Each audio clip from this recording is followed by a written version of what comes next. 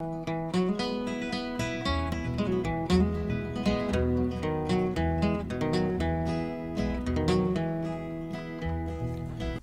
a miniature maker, gonna make a miniature house, gonna build it just like a regular house, but right size for a mouse, right size for a mouse.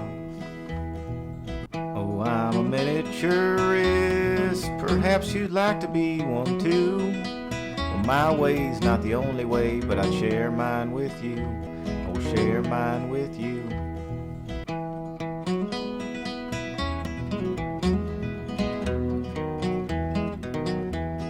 Howdy folks, my name is Luke Capasso. Welcome to Small Talk. This is the Miniature House Show. Miniatures are much like dollhouses. Though dollhouses are for children to play with, miniatures are a very serious matter. I'm actually just kidding, really. Miniatures are for adults who can't admit they like to play with toys. But still, though this a little bit more serious than a dollhouse, doesn't mean we're not going to have fun. So anyway, I don't know about you folks, but I feel I get to be alive only once, and I feel like life is a gift. So what I like to do is I like to thrust myself full force into a passion. And I feel like if you do that, and you appreciate the heritage of that passion, and then you also use your talents and gifts to share that passion with other people, you become a positive force in the past, present, and future of said passion. That said, I say we get into it. Today, I would like to show you how to replicate wood siding. It's the first episode, so I think some more introductions are necessary. I'm a trained carpenter. I was trained in the USAF, which stands for United States as fuck. Do you know why the Norwegians put barcodes on all their ships? So they can scan the Navy in.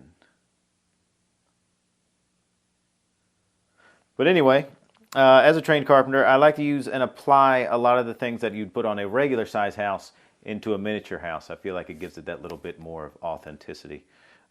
Before I begin any miniature project, I like to look at the real thing, the full-size model. This is my 1917 Craftsman. This is Cedar lapped-over siding.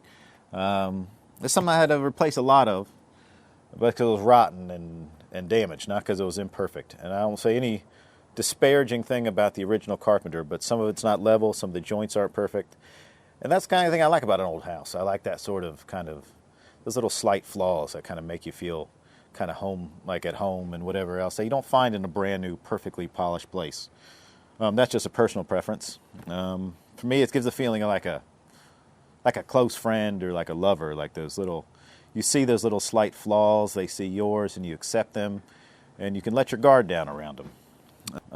Again, those little slight imperfections are nice, which is why I like to watch amateur porn if I have to pick a category. But anyway. This is the old Bellingham farmhouse. This came from a kit. I love this dollhouse very much. It means a lot to me. But if you notice the siding, it's almost a bit too perfect for me. If you look closely at it, it doesn't give me the look and feel I'm looking for in this project. Again, totally preference. This guy here I made from scratch. I call this my Mr. T tea room. If you can tell by the siding on this one, I feel like this type of siding is a bit more true to life. Kits have their place, and I have nothing against them, and it's a great place to learn. But for me, this is a bit more true to life. So this is the type that we're going to be doing down here. And the tools you will need for this job. You will need a square, a pair of scissors, a utility knife, and a standard household iron. You're also going to want a pencil. To demonstrate this, I'm just going to use a scrap piece of plywood. All right, well, I got my plywood laid out, all the tools I'll need for the job. I like to lay everything out before I go to the store. That way I don't buy things I don't need or go there and forget things that I do need. And that way, this way, I can show you where to find that material that we're going to use to do this project. There's a great many places that sells bits and bobs specific to miniatures. But I feel like part of the fun is the hunt and finding different things that weren't necessarily meant to be a miniature.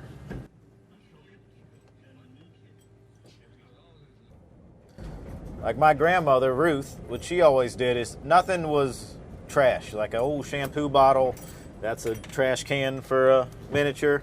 the top of the toothpaste, that's a cup. Enough packets of toothpaste, you got yourself a whole dinette set. So this is not necessarily something that is designed to be siding for a dollhouse. They do make many things for that. But again, that's part of the fun and adventure. And I think being a miniaturist helps you to see every little bit of something that can be something else, and it makes life all that much more fun. You'll find this stuff down in the plywood aisle. It's usually kind of hard to find, but so always kind of tucked away in the plywood area they have this stuff. And it comes in a lot of different colors. This is oak, if you have oak plywood, just plain painted white already.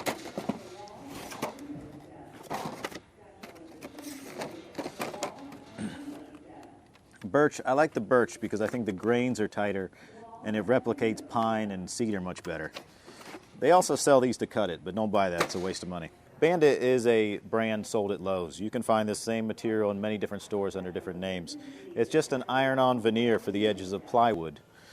Plywood is exactly as the name implies. It is a board made of many different plies. They would take a log and they would skin it down the plies and they could press and make boards of many different sizes. It fueled the post-war construction boom. It was much more inexpensive than a solid board, so solid boards became a luxury. So they made this material to cover up the edge of the plywood so you could hide your poverty. But we're going to use it for a much more meaningful purpose. What a fun and rewarding trip to the store that was. I appreciate you guys coming along. Anyway, folks, we got our Bandit material. I trimmed my little piece of plywood down to the size of the wall that I would like. Before I get started, first I'm also heating my iron up. Also, we have all the instructions you really need for the Bandit material on the back of the Bandit box, right there. So I guess you don't need me then, huh? Or you want your square here to be able to square off each piece. Like imagine this is your wall, this is your straight side here, that's what gets you started. Previously, the first time I did this, I tried to lay my siding out on the square and then secure it like that. It was impossible. So what I do now, so you get your pencil and your knife and you make sure you have a nice sharp point on it. The reason I like a carpenter pencil is you can kind of control the point. Alright, hopefully you can see me there. Yeah. I take my board and I run some square reference lines. The more the merrier, as long as they're square. All the way up the wall. You'll see with your Bandit material here, the back side has glue on it already. It doesn't look like it. But so I take this guy and I go just a tiny bit larger than the board. Don't go dead even.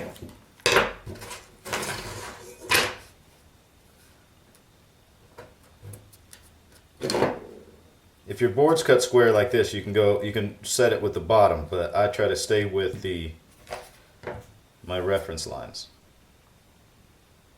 Give the one edge a second to get warm and then it sets the glue, and then work your way down. If you don't do that, when you drag the iron down, it pulls the whole piece of siding or Bandit material. All right, when you get your first piece set, you know with a pair of scissors, unless you're one of those left-handed freaks, the bottom side's on the left, so you can run it right along the board there. You can see that. And on this side, you run it right along the edge of the board or your wall. Snoop! Nice and tight. And again, you can do it like this, where you just hold it without cutting it. I find it's a little bit easier just to cut it. You leave yourself about an 1/8 inch over. So you have your next piece ready to go. Alright, so you're not butting it to it. You're leaving it over just about an 1/8 to a 1/16. And I'm respecting the square line that I put on there. Then you're trucking right along. You just focus on each little one piece. One of the first jobs, side jobs I had anyway when I was in the Air Force was putting on siding in California, roofing and siding. I worked with, I was the only non-Latino on there. All the Mexican guys would always say mucho. It meant a lot to them. Even after 2 courses, you can already start to see it take shape.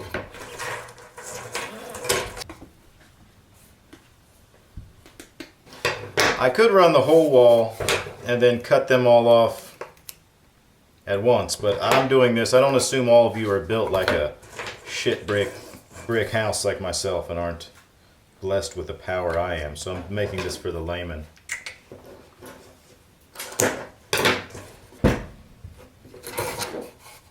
So you can already start to see it take shape. I really enjoy this little part here, and you see like just some sort of what would just be a scrap piece of garbage plywood for most carpenters start to become something else right before your eyes there. And though this is kind of a mundane task, like you got to kind of, it's repetitive and tedious, you want to still focus on each individual piece. Give each piece the importance that it deserves, and it becomes somewhat meditative. Kind of forget all the bullshittery and the web of nonsense, the tangle of other people's lives for just a moment, and focus on this silly little project of yours. Well, all right, we're 6 courses up, and I hope you can sort of start to see it start to take shape there. Start to look quite good. But while we're doing this, before I finish this here, I want to show you one little quick thing. If you were to take it and not overlap it, you just butt them together on the edge there. You do a couple more here.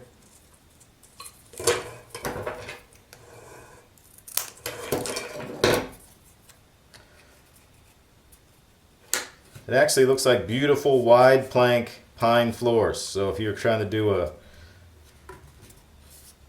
kind of an older home or a newer home that looks like they put some pine floors, this is a great material to do that as well. I use this Bandit material for a lot of stuff in the miniature world. Anyway, folks, I think you guys get the gist. We're only 6 courses up, and I think we have the makings of a fine cedar sided wall. If this were a real size house, I would feel comfortable taking lunch at this point. Anyway, I hope you guys have learned a little bit from this. I sure know I did.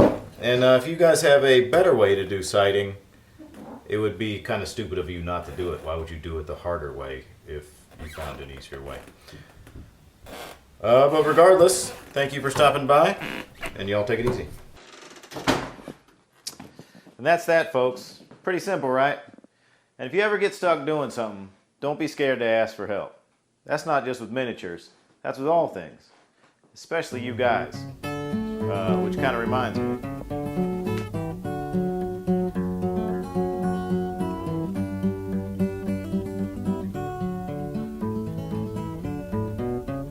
Put the kettle on, I don't want my tea cold. Just a little bit of tea's good for your soul.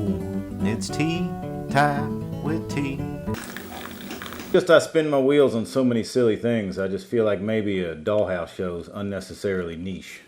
It feels like kind of a waste of time. There comes a time when you got to make up your own mind. You got to do what's right, and what's right for you. It sounds easy, don't it? But it ain't. Making your own decision is part of growing up. It's tough, because you learn there's more than one way to go. So think hard. Make the best choice you can. If you respect your decision, so will everyone else, especially me, Mr. T. Thanks, T. When your troubles, they start getting thick, there ain't nothing little T can't fix. It's tea time with T.